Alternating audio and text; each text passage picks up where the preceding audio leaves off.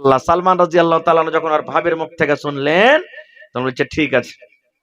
একটুখানি পর ওর ভাই আবু দারদা বাড়িতে চলে এসেছেন। বাড়িতে আসার পর সালাম কালাম হলো, দিয়ে স্ত্রীকে বলছেন, বিবি রে, ভাই বাড়িতে এসেছে, তুমি ভাইকে খেতে দাও, ভাইয়ের জন্য নাস্তা রেডি করে দাও, খানা ভাইকে খেতে দিতে হবে, খানা রেডি করো। এবার খানা সামনে হাজির হয়ে গেল।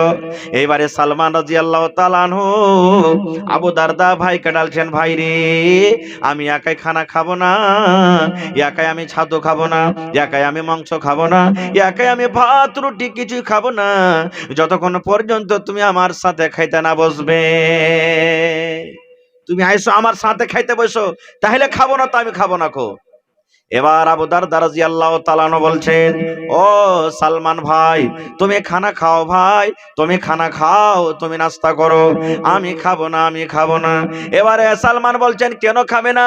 বলছেন, সালমান ভাই, আজকে আমি রোজার হালাতে আছি, আমি রোজার হালাতে আছি, রোজা করে আছি, আর রোজা করা মানুষ পানি পান করতে পাবে না, খানা খাইতে পাবে না, রোজা করা মানুষ কোনো জিনিস খাইতে পাবে না। এই জন্য ভাই তুমি খানা খায় লাও, আমি তোমার পাঞ্জরে বসে থাকছি, আজকে আমি খানা খাবো না, আমি রোজার হালাত আছে, তুমি খানা খাও।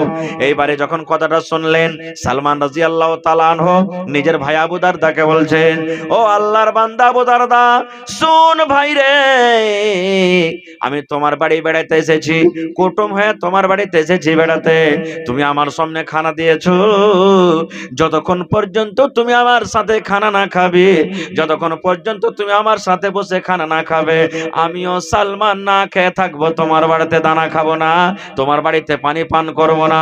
যদি তুমি আমাকে খেতে দিতে চাও, আমার সাথে তুমি পয়সা খানা খাও, তুমি আমার সাথে পয়সা পানি পান করো, আর যদি আমাকে খেতে না দিতে চাও, তাইলে আমিও শুকিয়ে থাকলাম, মাগরিবের পর আমি খাবো, এখন তোমার বাড়িতে কোনো জিনিস আমি মুখে দেব না, আমিও খাবো না খো, আমিও শুকিয়ে থাকবো।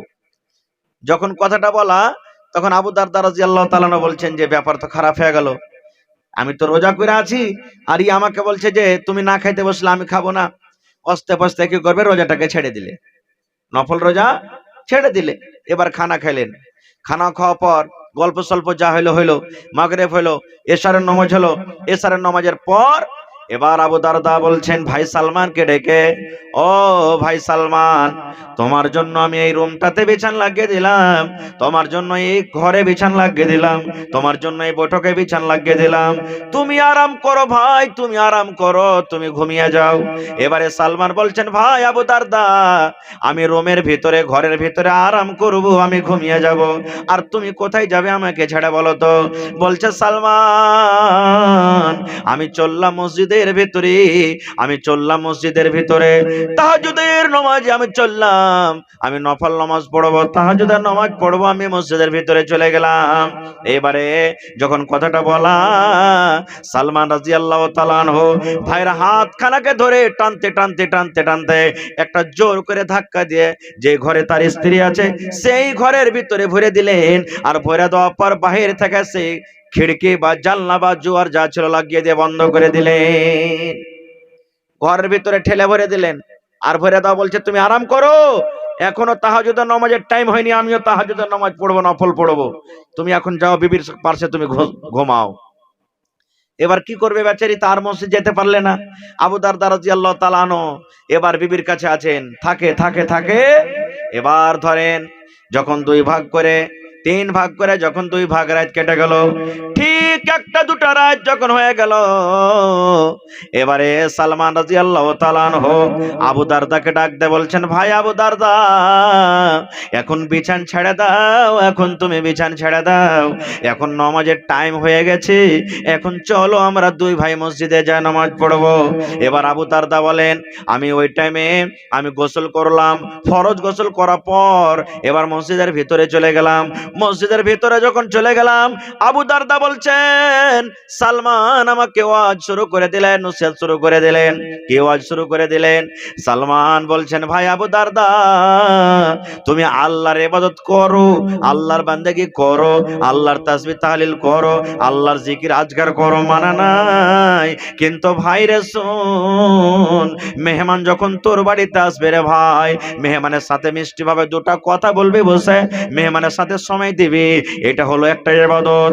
ও আবু দারদা ভাই শুনে নাও, তোমার বাড়িতে বাচ্চা আছে, বাচ্চারাকে আদর দিতে হবে, সময় দিতে হবে। তোমার বাড়িতে বিবি আছে, তোমার বিবির হকটা তোমাকে পুরা করতে হবে। আল্লাহ রাব্বুল আলামিন তোমাকে চোখ দান করেছেন, এই চোখের হক হলো তাকে আরাম দিতে হবে, রাতের বেলাতে ঘুমাইতে হবে। কিন্তু ভাই আবু দারদা, তুমি মেহমানের হককে মেরে, চোখের হককে মেরে, বাচ্চার হককে মেরে, বিবির হককে মেরে তুমি আল্লাহর হক আদায় করবে, এরকম ইবাদতে আল্লাহ তাবারক ওয়া তাআলা রাজি হবেন না, এরকম ইবাদত আল্লাহ তাবারক ওয়া তাআলার দরবারে কবুল হবে না। এই জন্য ভাই আবু দারদা, তোমার উপরে তোমার চোখের হক আছে, তোমার উপরে তোমার মেহমানের হক আছে, তোমার উপরে তোমার শরীরের হক আছে, তোমার উপরে তোমার বিবির হক আছে, তোমার উপরে তোমার আল্লাহর হক আছে। সব হককে পূর্ণ করো, আর না হলে সমস্ত হককে মেরে তুমি এক আল্লাহর হক পুরা করো, এরকম ইবাদতে আল্লাহ তাবারক ওয়া তাআলা রাজি হবেন না। নারে তাকবীর। যখন কথাটা বলা, ফজরের নামাজ টামাজ পড়া পর আবু দারদা বলছেন, আমি নবীর কাছে চলে গেলাম, আর আমার রাতের বেলাতে যা যা ঘটনা হয়েছে সব বলে দিলাম। এবার রাসূল বলছেন, সাদাকা সালমান। আবু দারদা, সালমান তোমার সাথে রাইতে যা করেছে ঠিকই করেছে, তোমার পরে তোমার বিবির হক আছে। তো কেন আমি হাদিসটা শোনালাম রে মুসলমান?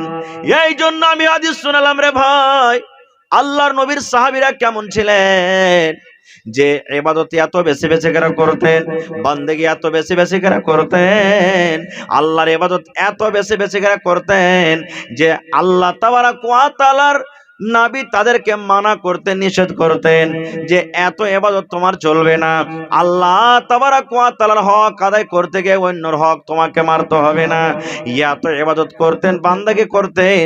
আর আজকে রে যুবক, এই নওজওয়ান, আজকে আমরা কি করছি রে ভাই? একটু সাহাবায়ে কেরামের জীবন দেখেন, আর আমরা নিজের জীবন দেখি। আল্লাহ রাসূল বলেছেন, উম্মত রে, লা তাজুলু কদম ইবনে আদম হাত্তা ইউসালা আন খামস। যেদিন কিয়ামত কায়েম হবে, আল্লাহ রাসূল বলেছেন, আদম সন্তানের মানে মানুষের এক কদম পা আগে বাড়বে না, এক কদম পিছে হটবে না, ডাহিন দিকেও যেতে পারবে না, বাম দিকেও পারবে না। আল্লাহ রাসূল বলেছেন, যতক্ষণ পর্যন্ত মানুষ 5টা সওয়ালের জবাব না দিতে পারবে, আল্লাহ মানুষকে কাঠ ঘরাতে দাঁড় করাবেন। আল্লাহ বিচারের দিনে, যেদিন আল্লাহ বিচার করবেন, যেদিন আল্লাহ ফয়সালা করবেন, ওই ফয়সালার দিনে, বদলার দিনে আল্লাহর সামনে মানুষকে 5খানা সওয়ালের জবাব দিতে হবে। আল্লাহর সামনে মানুষকে 5খানা প্রশ্নের জবাব দিতে হবে। যতক্ষণ পর্যন্ত আল্লাহর সামনে মানুষ 5খানা সওয়ালের জবাব না দিতে পারবে, অতক্ষণ মানুষ এক কদম পর্যন্ত না আগে, না পিছে, না ডান দিকে, না বাম দিকে মানুষ হটতে পারবে, হটার কোনো চান্স হবে না। 5খানা সওয়াল হবে। কি কি? 1 নম্বর সওয়াল হলো আন উমারিহি ফিমা আফনাহু। 5টার ভিতরে 1 নম্বর প্রশ্ন হবে, আল্লাহ রাব্বুল আলামিন নর হোক কিংবা নারী হোক, বেটা ছেলে হোক কিংবা বেটি ছেলে হোক, আল্লাহ বিচারের দিনে হিসাবের কাঠ ঘরাতে আল্লাহ দাঁড়িয়ে দিবে। আল্লাহ আমাকে দাঁড় করাবেন, আল্লাহ আমার নাজবি সাহেবকে দাঁড় করাবেন, আল্লাহ নাজবি সাহেবকে দাঁড় করাবেন, আপনাকে দাঁড় করাবেন। দুনিয়ার যত আদমের সন্তান রয়েছে, বেটা বেটি রয়েছে, সমস্ত মানুষকে আল্লাহ দাঁড় করিয়ে দেবেন। দাঁড় করার পর প্রথম যেটা প্রশ্ন হবে, সওয়াল হবে, আল্লাহ বলবেন, মানুষ রে, তোমাকে আমি 80 বছর জীবন দিয়েছিলাম, তোমাকে আমি 60 বছর জীবন দিয়েছিলাম, তোমাকে আমি 100 বছর জীবন দিয়েছিলাম, তোমাকে আমি 90 বছর জীবন দিয়েছিলাম রে বান্দা। আন উমারিহি ফিমা আফনাহু। বান্দারে, তোমার এই জীবনটাকে তুমি কোন কাজে লাগিয়েছো রে বান্দা? তোমার এই জীবনটাকে কোন কাজে তুমি লাগিয়েছো? তুমি নমাজে লাগিয়েছো, রোজাতে লাগিয়েছো, তেলাওয়াতে তুমি লাগিয়েছো, তুমি কোন কামে লাগিয়েছো? জোয়ার আড্ডাতে তুমি লাগিয়েছো, তুমি শরাবের আড্ডাতে লাগিয়েছো, কিংবা কোন গুনার আড্ডাতে তুমি লাগিয়েছো রে বান্দা? জীবনের হিসাব দিয়ে দাও। এই 80 বছরের হিসাব দিয়ে দাও, 100 বছরের হিসাব দিয়ে দাও, 50 বছরের হিসাব দিয়ে দাও, 40 বছরের হিসাব দিয়ে দাও। আল্লাহ রাব্বুল আলামিন যাকে যতখানি বয়স দান করেছেন, ওই বয়স সম্পর্কে আল্লাহ জিজ্ঞাসা করবেন, বান্দারে ও আমার বান্দি, তোমার জীবনের হিসাবটা আমাকে দিয়ে দাও। আচ্ছা পড়েন তো, নিজের জীবনের হিসাব আমরা পারবো দিতে? পারবো কি? জীবনের হিসাব দিতে কেউ পারবো না। আজ কয় তারিখ হলো বলেন? 18 তারিখ হলো। জীবন দূরের কথা, ওরে আল্লাহ, 3 দিন আগে, 4 দিন আগে, 5 দিন আগে কোন মানুষের সাথে আপনি ওয়াদা করেছেন, বাড়িতে আপনার কিছু রাখা আছে, ভুলে গেছেন, আপনি বেখেয়ালি হয়েছেন, কোথায় মোবাইল রেখেছেন, কোথায় লাইট রেখেছেন, কোথায় টাকা রেখেছেন, কোথায় কলম রেখেছেন, দরকারি কোনো কাপড় আপনার ছিল, তাড়াতাড়ি করে আপনি পূর্ণিয়া যাবেন, হঠাৎ করে ভুলে গেছেন কোন জায়গাতে রাখা আছে। এরকম হয় না? হয় না? আরে মুসলমান, আজকে ডিসেম্বর মাসের 18 তারিখ হলো। আপনি যদি আমাকে বলেন, আপনাকে যদি আমি বলি, ও আল্লাহর বান্দা বান্দিরা শোনো, যদি আপনি আমাকে বলেন মাওলানা এই 18 তারিখ হয়ে গেল, আজকে 1 তারিখ থেকে নিয়ে 18 পর্যন্ত কতটি ঝুট কথা বললেন, কতটি হারাম খেয়েছেন, কতটি মিথ্যা কথা বলেছেন, কতটি চুরি করেছেন, কতটি নামাজ ছেড়েছেন, কত তেলাওয়াত করেছেন, কত নেকির কাম করেছেন, কত গুনার কাম করেছেন, আমার মনে হয় আমরা 18 দিনকার হিসাব দিতে পারবো না। পারবো? যদি 18 দিনকার হিসাব না দিতে পারে মুসলমান, তাহলে যেদিন আল্লাহ রাব্বুল আলামিন পুরা জীবনের ডাটা চাইবে, পুরা জীবনের আল্লাহ হিসাব করবে, সেই দিন বলেন আল্লাহর সামনে কেমন করে আমরা হিসাবটা দিব? জীবনের হিসাব কেমন করে দিব আমরা? সুবহানাল্লাহ। তো মানুষের জীবনটা হলো কি একটা নিয়ামত। মানুষের জীবনটা কি একটা নিয়ামত। একটা পত্রিকাতে পড়েছি যে এক বুড়া মানুষ, 80 বছর বয়স, হসপিটালে ভর্তি, এমার্জেন্সি পেশেন্ট, শ্বাস নিতে অসুবিধা, আইসিইউতে ভর্তি আছে। আইসিইউ বুঝেন? এমার্জেন্সি পেশেন্ট, আইসিইউতে ভর্তি, নাকে অক্সিজেন লাগা আছে। আজকে সন্ধ্যাবেলা 6টাতে ঢুকলো, ভোর 6টাতে বাইরে করে দিল, ডাক্তার বিল বানিয়ে দিলেন, তোমার 10,000 টাকা বিল হলো, 10,000 আদায় করতে হবে। যখন কথাটা শোনা, ওরে আল্লাহ, 80 বছরকার বুড়া কাঁদতে শুরু করলেন, চোখ দিয়ে ঝরঝর ঝরঝর করে পানি ঝরতে শুরু হয়ে গেল। আল্লাহ কি হইলো? কাঁদতে লাগলেন, চোখের পানিতে সমস্ত দাড়ি ভিজে গেল। এবার ডাক্তার সাহেব বলছেন, বাপজি ব্যাপার কি? তুমি কি গরিব মানুষ নাকি টাকা আদায় করতে পারবে না বলে তুমি কান্দো? কান্দার কারণটা কি? তোমার কি টাকা দেওয়ার শক্তি নাই? কি কারণে তুমি কান্দো? এবার ওই বুড়া বলছেন, ও ডাক্তার সাহেব, আমি গরিব মানুষ নয়, আল্লাহ আমাকে মাল দিয়েছে, ধন দিয়েছে, আমার 10,000 টাকার ভাউচার বনেছে, বিল বনেছে, আমি আদায় করতে পারবো, আল্লাহ আমাকে সম্পদ দিয়েছে। তবে ডাক্তার বলেন, ও আল্লাহর বান্দা, তুমি কান্দো কেন? তোমার চোখ দিয়ে পানি ঝরে ঝরে সমস্ত দাড়ি ভিজে গেল। এবার ওই বয়স্ক লোকটা বলছেন, বুড়া লোকটা বলছেন, ডাক্তার বাবু, এই জন্য আমি কান্দি, আল্লাহ রাব্বুল আলামিন আজকে আমাকে বেমার করেছেন, আজকে আমি আপনার হসপিটালে ভর্তি আছি, 10 ঘন্টা হসপিটালে থাকলাম, 10 ঘন্টা আপনার হসপিটালে আমি শ্বাস নিলাম, আমার অক্সিজেন আপনি আমাকে দিলেন, কিনা অক্সিজেন আমাকে নিতে হলো। ডাক্তার বাবু, 10 ঘন্টা যদি হসপিটালের থেকে অক্সিজেন নেওয়ার কারণে আমার ভাউচার যদি 10,000 টাকা বনে, 10,000 যদি আমাকে আদায় করতে হয়, তাহলে যেদিন থেকে নিয়ে মায়ের পেটে জন্ম নিয়েছি, মায়ের পেট থেকে দুনিয়াতে যেদিন এসেছি, সেদিন থেকে নিয়ে আজকে আমার বয়স 80 বছর হয়ে গেল। 80 বছরের জীবনের সব কিছুকে আমি বাদ দিয়ে দিলাম। আল্লাহ যদি একটাই প্রশ্ন করে দেয়, বান্দারে, এই 80 বছর তোমাকে আমি বয়স দিয়েছিলাম রে বান্দা, এই 80 বছরে কত তুমি অক্সিজেন নিয়েছো, এই হিসাবটা, শ্বাসের হিসাবটা তুমি আমাকে দিয়ে দাও। ডাক্তার বাবু, 10,000 টাকার হিসাবে যদি আমার হিসাব আল্লাহ রাব্বুল আলামিন কিয়ামতের দিন ধরে, আমি কেমন করে ধরবো, কেমন করে পাস করব, কেমন করে হিসাব দিব? এই জন্য কিয়ামতের ভয়ের কারণে আমি কাঁদতে লাগলাম। কিয়ামতের ভয়ে আমি কাঁদলাম। কয়টা লোক কাঁদেছি? আল্লাহ কত সুন্দর হাত দিয়েছে, হাত ভালো কাজ করার জন্য। কয়টা লোক কাঁদেছি? কতদিন শুকরিয়া আদায় করেছি। আমাদের শুকরিয়া কি জানেন?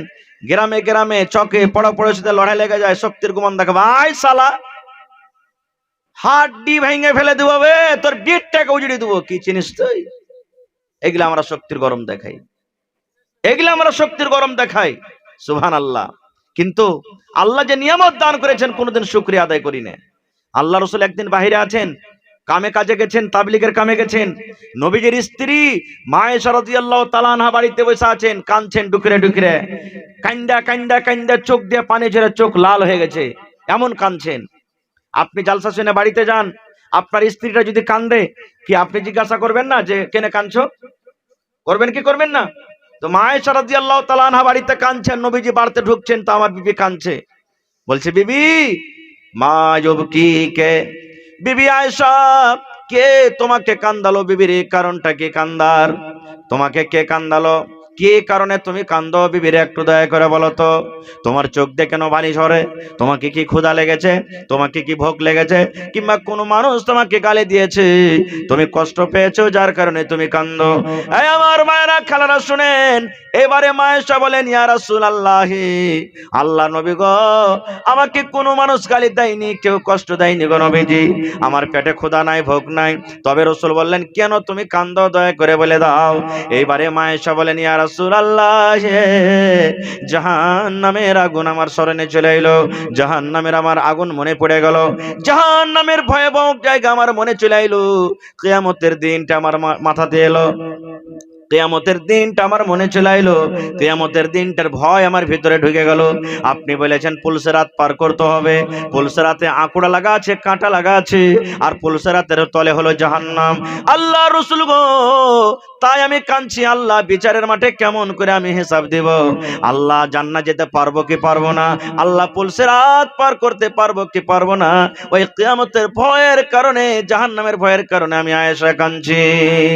আরো ঘটনা জমি দিকে যাব না, বলার উদ্দেশ্য হলো, এ আমার মা, এ খালা বোনেরা শোন, জীবনে কোনোদিন মা আয়েশার মতন রাতের বেলাতে বিছানায় বালিশতে একবার কাঁদে দেখে, মা আল্লাহ আমাকে যে জীবনটা দান করেছে, আল্লাহ যে আমাকে জীবনটা দান করেছেন, দিয়েছেন, আমি আল্লাহর দেওয়া জীবনটাকে আল্লাহর ইবাদতে আমি কতটুক কাটালাম, কতটুক আমরা ক্ষয় করলাম।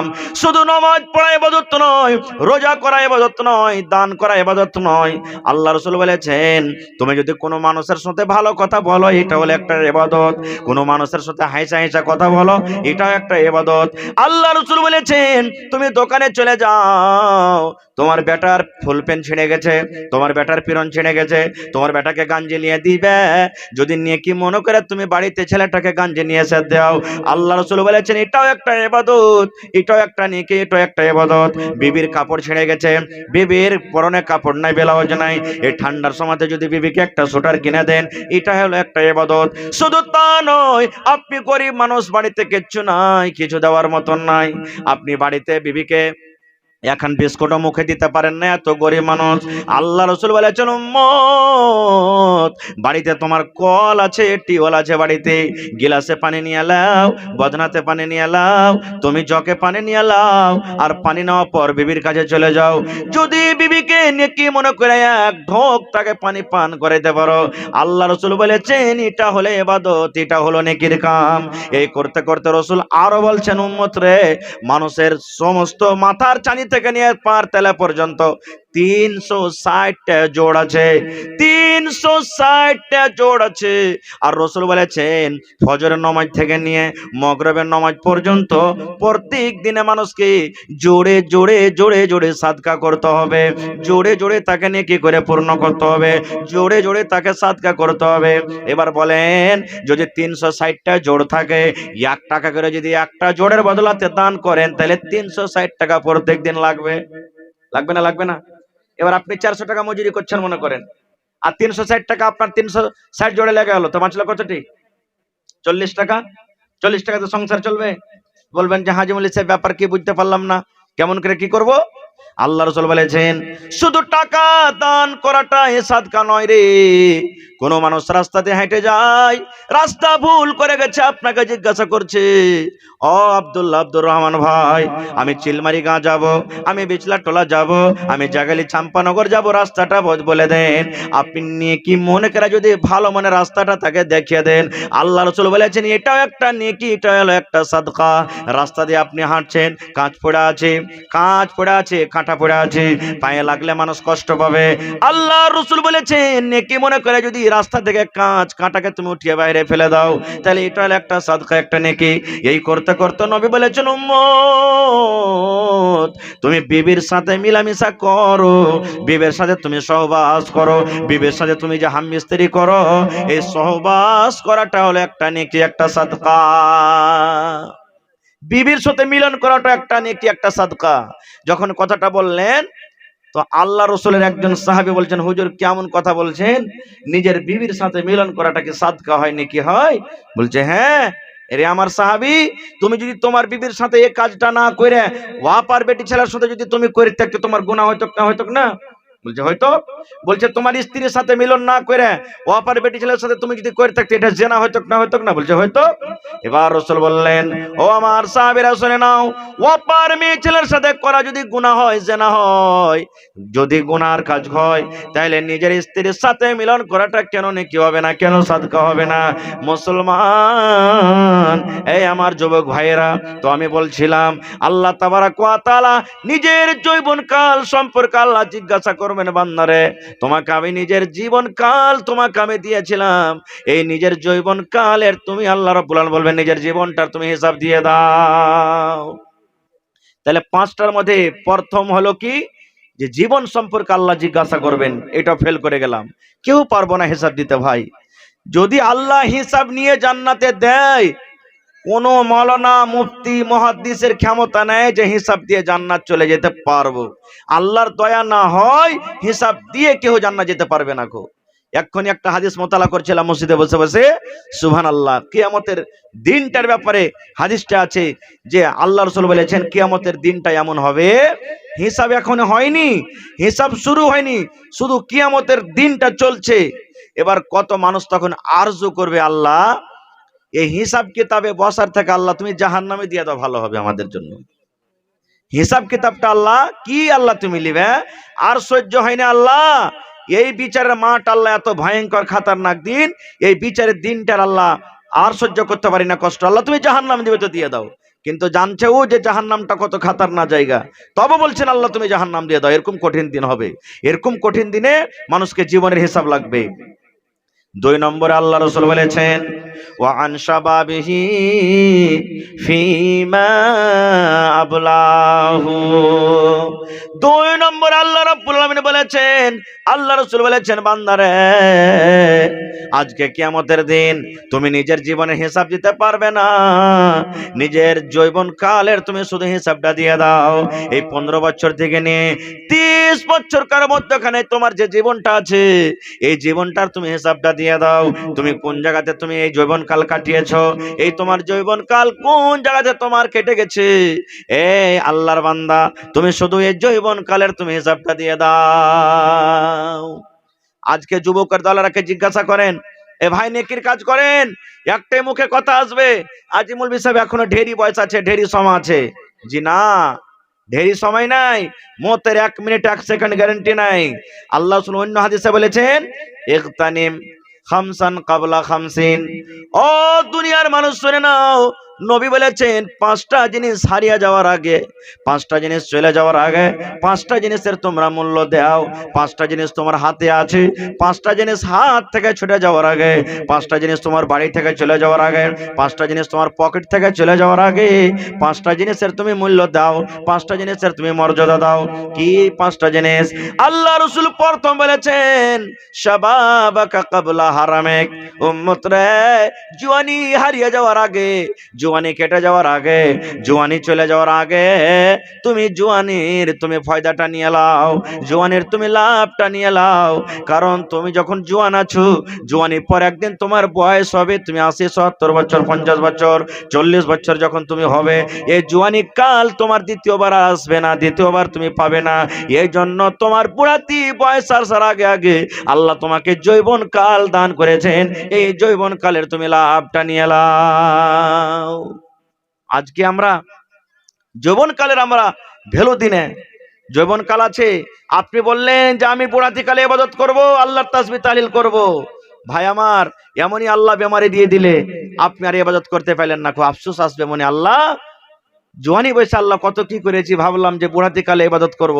আল্লাহ বুড়াইতে কালে তো বেমার, না নমাজে যেতে পারছি, না রুকু যেতে পারছি, না বিছান থেকে উঠতে পারছি, না সাজদা করতে পারছি, না রুকু করতে পারছি।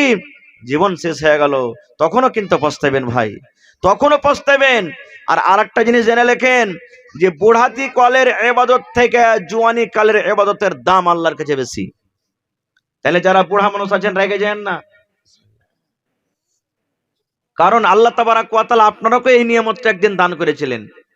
যারা বয়স্ক মানুষ আছেন দেখেন, রুকুতে যেতে কত কষ্ট, রুকু থেকে উঠতে কত কষ্ট, নমাজ পড়তে কত কষ্ট, খালি খুঁকছে, কত কষ্ট হয়েছে। আর এই জন্য রাসূল বলেছেন যে জুয়ানি কালের ইবাদত আল্লাহর কাছে বেশি প্রিয়। নমাজ পড়তে খাড়া হয়েছেন, দেমাকে নাই আপনার কয় রাকাত পড়নো না পড়নো, নমাজ পড়তে খাড়িয়েছেন, দোয়া আপনার ভুল হয়ে গেল, গোল হয়ে গেল দোয়া, আপনার দেমাগটা স্থির নেই। এই জন্য আল্লাহ তাবারাক ওয়া তাআলার দরবারে যৌবন কালের বেশি দাম। আর এই যৌবন কালের আল্লাহ রাব্বুল আলামিন কিয়ামতের দিন পরীক্ষা নেবেন, হিসাব করবেন। কিন্তু সুবহানাল্লাহ, হায়রে হতভাগা মুসলমান, হায়রে আফসোসের কথা, যেই নওজওয়ান, যেই যুবককে দিনের দিকে আসা চাই, আজকে সেই নওজওয়ান দিন থেকে অনেক দূরে চলে গেছি, আমরা অনেক দূরে চলে গেছি। আজ গ্রামে মোটামুটি ধরেন, গ্রামের উত্তর মাথা থেকে নিয়ে দক্ষিণ মাথা পর্যন্ত আমার মনে হয় 15 বছর থেকে নিয়ে 30 বছরকার মধ্যে মধ্যে যে লোকগুলা কমসে কম যদি কপি কলম নিয়ে গুনতি করা যায় তো 500টা কম হবে। 500টার কম হবে না, হবে না, হবে না? হ্যাঁ, কম করে 500টা হবে। কপি কলম নিয়ে যদি আপনি বসেন 15 বছর থেকে নিয়ে 25-30 বছরকার মধ্যখানের 500টা মানুষ কম করে হবে। কই নওজওয়ান, কোথায় গেছেন আপনি, কোথায় চলে গেলেন? হায়রে আল্লাহ, আজকে মসজিদ ভেঙে যায়, আমরা কত আফসোস করি, হ্যাঁ অমুক লোকে অমুক জায়গাতে মসজিদ ভেঙে দিলে। আজকে মাদ্রাসা শেষ হয়ে যায়, হ্যাঁ আমাদের পরে জুলুম অত্যাচার করছে, অমুক জায়গাতে মাদ্রাসা বন্ধ হয়ে গেল। মুসলমান, আমি আপনি যদি মসজিদ আবাদ না করি তো কে করবে আবাদ? আল্লাহ নবীর জামানাতে আজকে মসজিদে ঝুল লেগে আছে কোনাতে, দেখেন কত, আমরা সাফ করতে যাই না।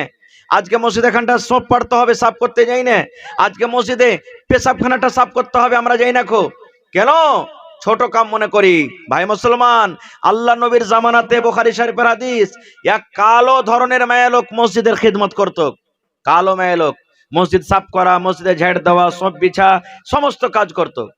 এবার হঠাৎ করে নবীজি একদিন দেখছেন ভোরবেলাতে বা কোনো টাইমে, তো ওকে দেখতে পাই না, মেয়ে লোকটা নেই। আল্লাহ রাসূল সাহাবীরাকে বলছেন, আপনারা যেমন বসে জালসা শুনছেন, বলছেন যে হ্যাঁ গো, মসজিদে যে ঝাড়ু দিত মেয়ে লোকটা তো বেমার সেমার হয়ে গেছে না, কোন জায়গাতে বেড়াতে টেড়াতে গেছে, দেখতে কেনে পাই না। সাহাবীরা বলছেন, হুজুর ওই মেয়ে লোকটা দুনিয়া তার বেঁচে নাই, মারা গেছে, ও যে ঝাড় দিত মসজিদ মারা গেছেন। তা আল্লাহ রাসূল বলছেন যে তার কাফন দাফনের ব্যবস্থা কখন করেছো? বলছে হুজুর কাফন দাফন রাইতি করে দিয়েছি আমরা, আবার থুই নেই খোঁজে, রাইতে কি থবো, রাইতি করে দিয়েছি। আর আল্লাহ রাসূলের হাদিস আছে, তিনখান জিনিসে দেরি করিও না, যত তাড়াতাড়ি পারবে করো। কি? এক নম্বরে রাসূল বলেছেন, নমাজের টাইম যদি হয়ে যায় নমাজকে তুমি কাজা করিও না। 2 নম্বরে রাসূল বলেছেন, উম্মত রে, বেটি সাবালিকা হয়েছে, ভাতিজিগা সাবালিকা হয়েছে, যত তাড়াতাড়ি করে পারবে তার তুমি বিহার কাজ লাগিয়ে দাও। 3 নম্বরে রাসূল বলেছেন, গ্রামে যদি মাইয়াত হয়ে যায়, গ্রামে যদি জানাজা হয়ে যায়, যত তাড়াতাড়ি করে পারবে তার কাফন দাফনের ব্যবস্থা করে দাও। কারণ মানুষ দু প্রকারের হয়, নেককার যদি হয়, নেককার হওয়ার পর যদি মাইয়াত নেককার হয়, আত্মীয় স্বজনকে বলে, গ্রামের লোকেরাকে বলে, ও গ্রামের লোকেরা, ও আমার আত্মীয় স্বজন পরিবারের লোক, আমাকে এরকম জায়গাতে রাখিও না, আমার জন্য ভালো জায়গা রেডি আছে, আমার জন্য ভালো জায়গা তৈয়ার আছে, তোমরা আমার জায়গাতে তোমরা তাড়াতাড়ি করে পৌঁছিয়ে দাও। আর লোকটা যদি গুনাহগার হয়, লোকটা যদি পাপী হয়, গ্রামের লোককে বলে, বাড়ির লোককে বলে, ও বাড়ির লোকেরা, তোমরা আমাকে এখানে রাখো, এখানে রাখো, এখানে রাখো, আমার জন্য খারাপ জায়গা জাহান্নাম আমার জন্য তৈয়ার হয়ে আছে, তোমরা যত তাড়াতাড়ি করে আমাকে দফন করিবে অত তাড়াতাড়ি আমি আযাবে গ্রেফতার হয়ে যাব। আল্লাহ রাসূল বলেছেন, পাপী হোক, নেককার হোক, বদকার হোক, যখন মাইয়াত হয়ে যাবে তুমি ইন্তেজার করিও না। আজকে আসরের টাইম মারা গেল, কালকে 10টার সময়তে জানাজা করব, আজকে সকাল বেলাতে মারা গেল, সন্ধ্যা 5টার সময়তে জানাজা করব। যত তাড়াতাড়ি পারবে, রাসূল বলেছেন, তার নিজের জায়গাতে তুমি তাকে পৌঁছিয়ে দাও, তার নিজের জায়গাতে তুমি পৌঁছিয়ে দাও। সুবহানাল্লাহ। আমি কি বলছিলাম? কি ঘটনাটা আমি বলছিলাম? ওরে আল্লাহ, আজকে আমরা মুসলমান, যে মসজিদের ঝাড়ু লাগাতো, রসুল বলছেন যে কাফন দাফন করে দিয়েছে না? তো হ্যাঁ, তো বলছে আমাকে কেন জানাওনি? আল্লাহ রসুল বলছেন আমাকে কেন জানাওনি? আজকে দেখেন একটা আরো কথা বলে দি, আমার মৌলানা গায়ের ইমাম আছে, মৌলানা যদি কোনো কাজে কামে চলে যায়, একটা উদাহরণ দিচ্ছি, রাখবেন না কেউ, এই মুলবি নিজের জায়গাতে কাউকে হয়নি, নিজের মনে মনে হেঁটে দিয়েছে, নখরামো করছে, গার জিম্মেদারি লিয়ে কত গাইল দিবে। সাহাবাই কেরাম দেখেন নিজের মনি কাফন দাফন করে দিয়েছেন রাইতে, যে রসুল বলছেন যে আমাকে জানাওনি কেনে? তখন সাহাবীরা বলছেন হুজুর, সামান্য মসজিদের ঝাইটের দিত, ছোটখাটো কাম করতো, একটা মায়ালোক বুড়ি মায়ালোক ছোটখাটো কাম করতো, রাইতের বেলাতে কি আপনাকে কষ্ট দিব, কাটা খোঁচা আপনি কুণ্ঠে যাবেন, এই লেগে আমরা দফন করে দিয়েছি। যখন কথাটা বলা, আল্লাহ নবী রেগে গেলেন, চোখ লাল হয়ে গেল। এবার নবী রেগে বলছেন সাহাবীরে, চলো তোমরা কোথায় দফন করেছো, কবরস্থানে নিয়ে চলো, কোন জায়গাতে তাকে দফন করেছো তার কবরটা আমাকে দেখিয়ে দাও। এবার দয়ার নবীর সাথে সাথে সাহাবাই কেরাম গেলেন। সাহাবীরা বললেন হুজুর, এটা হলো তার কবর, এই জায়গাতে তাকে দফন করা হয়েছে। আল্লাহ রাসূল বললেন, ওরে সুবহানাল্লাহ, আমি এই মহিলার জানাজার নামাজ পড়বো, আমি জানাজার নামাজ পড়িতে পাইনি। আল্লাহর নবী ওই কবরকে সামনে করে জীবনে প্রথমবার ওই দফন করা মহিলার জানাজার নামাজ আদায় করলেন। কেন পড়লেন? তার ফজিলতটা দেখার জন্য, তার মর্তবা দেখার জন্য, তার গুণটা দেখার জন্য। তাহলে বোঝা গেল মুসলমান, মসজিদে ঝাড়ু দেওয়ার যদি এত মান সম্মান হয়, তাহলে যারা মসজিদ বানাবে তাদের মান সম্মান আল্লাহর কাছে কতখানি। যখন নবীজি হিজরত করে মদিনায় চলে গেলেন, মদিনাতে মসজিদ বানাইতে হবে, মদিনাতে মসজিদ নাই, মদিনাতে মসজিদ বানাইতে হবে। নবী সাহাবীরা লিয়ে বসে গেলেন। আজকে যেমন জালসা হয়েছে, আমার মাওলানা কেরামের লোককে মাসওয়ারা করেছেন মসজিদের ছাদ করতে হবে। আল্লাহ রাসূল সাহাবীরা নিয়ে বসে গেলেন, সাহাবীরে জামাতে নামাজ পড়বো, মুসলমানের শান, মুসলমানের মান হলো মসজিদ, মসজিদ বানাইতে হবে। কোন জায়গাতে বানাইতে হবে? এই করতে করতে নবী বললেন, এই জমিনটা কার? এই জমিনটা ফাঁকা হয়েছে কার? সাহাবীরা বললেন, নবী গো, দুটা ইয়াতিম বাচ্চার জমিন, বাপ দুনিয়াতে নাই, বাপ দুনিয়া থেকে চলে গেছে, একটার নাম হলো সাহাল, একটা নাম হলো সোহাইল। ইয়াতিম বাচ্চা, বাপ হারা বাচ্চা, দুটা ইয়াতিম বাচ্চা। আল্লাহ রাসূল বললেন, বাচ্চা দুটাকে ডাকো, ছেলে দুটাকে ডাকো। এবার খবর করা হলো, ও সাহাল সোহাইল, নবী তোমাদেরকে ডাক দিয়েছেন, চলো। এবার বাচ্চা দুটা দৌড়াতে দৌড়াতে আল্লাহ নবীর কাছে চলে এলেন। আসা পর এবার রাসূল বলছেন, সাহাল সোহাইল, এই জমিনটা কার রে বাবা? তারা দুইজন ভাই বলছেন, হুজুর আমাদের জমিন। আল্লাহ রাসূল বলছেন, বাবা রে, জমিনটাকে বিক্রি করবে না? যদি পারো তো জমিনটা বিক্রি করে দাও। বাচ্চা দুটা বলছেন, নবী গো, কেন জমিন বিক্রি করবো গো আল্লাহ রাসূল? বিক্রি করার তো দরকার নাই, আর আমরা যদি বিক্রি করি আপনি এই জায়গাতে কি করবেন জমিনটা নিয়ে? আল্লাহ রাসূল বললেন, সাহাল সোহাইল, এই জায়গাতে আল্লাহর ঘর হবে, মসজিদ হবে, খোদাখানা তৈরি হবে, আল্লাহর ঘরের জন্য তোমরা জমিনটাকে বিক্রি করে দাও। এবারে দুটা ইয়াতিম বাচ্চা বলছেন, না না নবী গো, আমরা জমিনটা বিক্রি করব না, জমিন আমরা বেচবো না। যদি আল্লাহর ঘর আপনার দরকার থাকে, আল্লাহর ঘর যদি বনে, আমরা দুই ভাই আল্লাহর হস্তে খোদার রাহে আমরা ওয়াকফে করে দিলাম, দান করে দিলাম, আমরা বিক্রি করব না।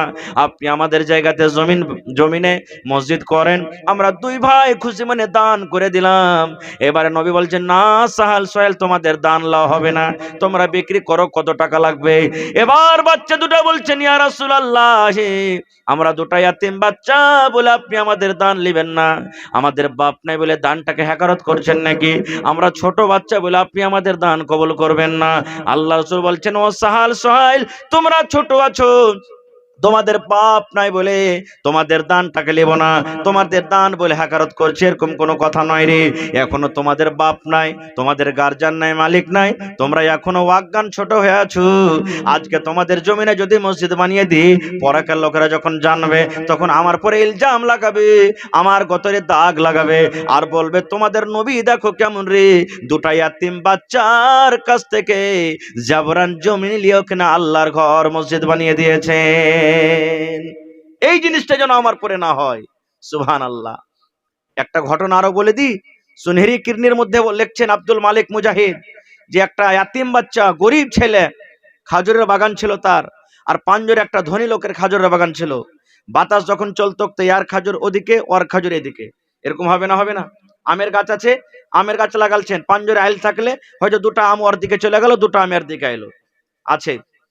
এবার থাকতে থাকতে এতিম ছেলেটা একদিন বলছেন, না, আল্লাহর কাছে ধরা পড়ে যাব, আমি আইল দিয়ে দেবো, বাউন্ডারি করে দেবো, বাউন্ডারি করবো, আইল তুলবো, যাতে আমার খাজুর আমার দিকে থাকে, ওর খাজুর ওর দিকে যায়। আইল তুলতে তুলতে ভাই সামনে কিন্তু একটা খাজুর গাছ পড়ে গেছে ধনী লোকটার, আইলের সামনে পড়ে গেছে। এবার তখন এই ছেলেটা ধনী লোকটাকে বলছে যে, গাছটা আপনি আমাকে দিয়ে দেন। বলছে কেন? বলছে যে আমার একটু অসুবিধা হয়েছে, আমার দিকে থাকলে ভালো হবে। বলছে না, গাছ দেবো না। বলছে কিনা দিয়ে দেন। বলছে না, কিনাও দেবো না।